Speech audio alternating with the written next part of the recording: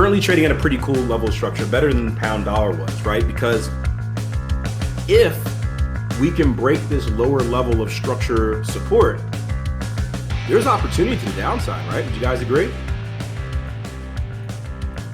There is opportunity to the downside, right? Again, we can look at, honestly, this structure shelf right here, it's a weird one because we have a spike out of it and then we return right into it, right? But this structure shelf right here stands out, 139.50s, right? We can take a few things and line it up. We can take a Fibonacci retracement, swing low to swing high of this last move. Oh, baby, look at that. Talk to me nice, right? 618 Fibonacci retracement right here at that level. What a coincidence, right? Funny how these things line up. Let's see if we get any volume showing up here. I'm going to take it from swing low to swing high, this range right here. So again, we spoke about using kind of under the chart volume, traditional volume for like your day trading, your candlestick by candlestick analysis. And this one, we're using horizontal volume to look at volume levels.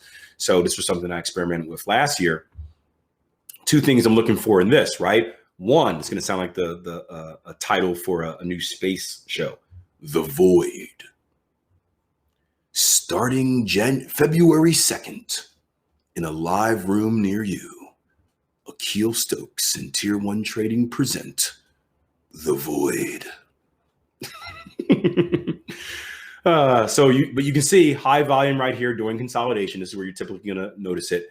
And then you see this void. And what I mean by the void is you have these high volume spikes and then these low volume areas before it gets high again, right? Think about rule of thumb.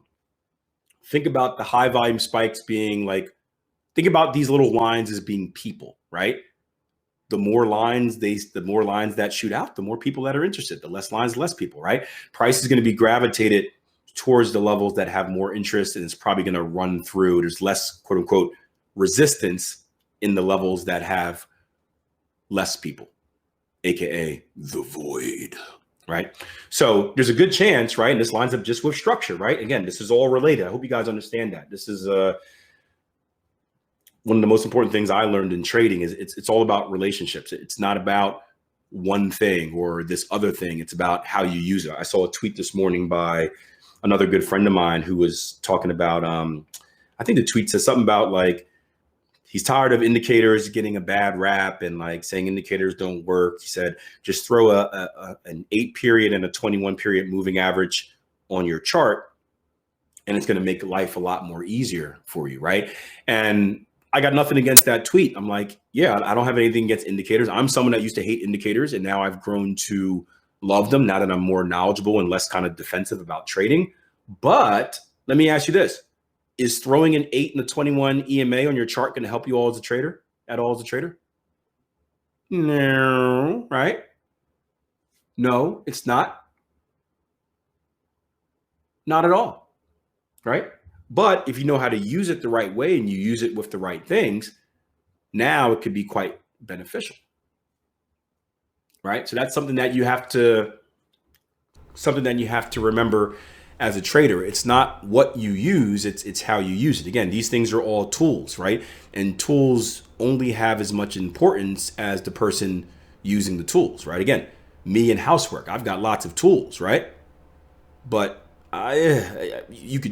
some of you can probably go into my house and pick 3 tools and do more quality work than I can with the entire set. You can probably come and just take like a screwdriver, a hammer, and like a wrench and fix all my problems, where I got like a power saw and I got everything out and I'm just making things worse. So it's all about how you use them. So I like the volume tool in confluence, right? I was talking with Ali this morning about confluence with stuff. Everything is confluence. Everything is, when I'm on the chart, I'm a detective. By the way, I've been watching the show called The Accused. Any of you guys watch that? Someone recommended it to me and now we're watching it, and it makes me sick, but I can't look away. But my job is to identify as many clues as I can to build my case. And ideally, just like in the court of law, right? The more clues and the more evidence you have, the better the case you can make.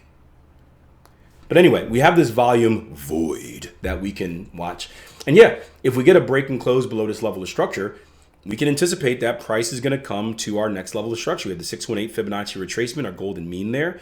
We have an inside level of structure. We have volume picking up. Now, the peak of our volume is this red line.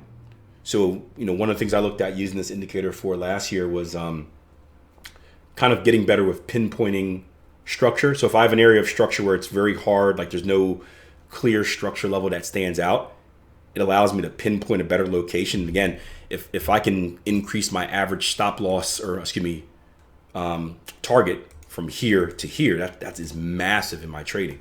But it's still secondary. So that's something we can look for here. And same situation as pound dollar, right? Structure-based buyers look for a hold of structure, maybe lower time frame, and look for a bounce back up across the range. Bearish traders, look for a break and close. If we can break and close, if we can violate this level, and again, we don't know what's going to happen. We have the ECB press conference coming up next. But if we can break and close below that level, there is a massive amount of opportunity. We're talking from 140.47s down to basically 139.56s. So about 90 pips of potential profit. And of course, you can always go down to a range bar chart and look at that as well. So significant opportunity here on potential opportunity here on the euro yen. I'm going to